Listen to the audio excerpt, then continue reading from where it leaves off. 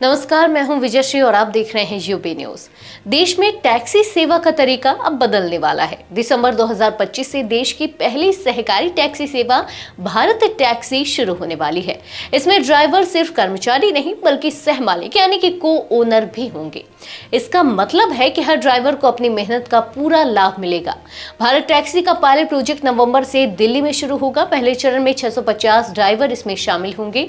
दिसंबर से इसे धीरे धीरे अन्य राज्यों तक बढ़ाया जाएगा।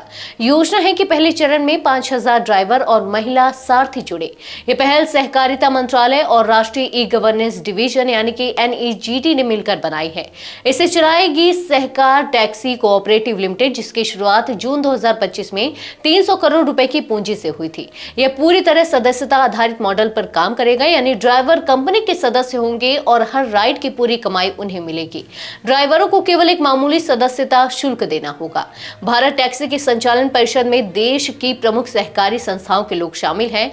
अमूल के MD जयन मेहता को चेयरमैन और NCDC के रोहित गुप्ता को वाइस चेयरमैन बनाया गया है। परिषद में कुल 10 सदस्य हैं, जिन्होंने 16 अक्टूबर को पहली बैठक की थी।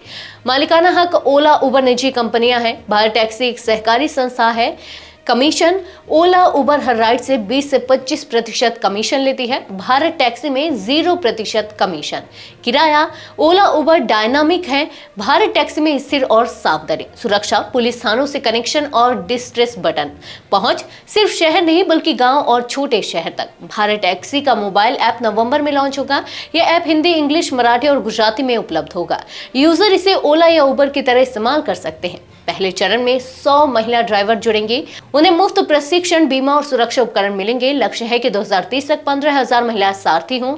अब बात करते हैं भविष्य की योजनाओं के बारे में। 2026 तक दिल्ली, मुंबई, पुणे और राजकोट में सेवा। 2027 से 28 तक 20 शहरों में 50,000 ड्राइवर। 2030 तक हर जिला मुख्यालय और गांव में 1 लाख ड्राइवर। भारत टैक्सी से ड्राइवरों को अपनी मेहनत का पूरा लाभ मिलेगा और देश में सुरक्षित, सस्ती और आत्मनिर्भर टैक्सी सेवा का नया दौर शुरू होगा। आज के लिए बस इतना ही। अगर आपके इलाके में कोई समस्या है तो आप चुप मत रहिए, अपनी शिकायत हमें भेजिए।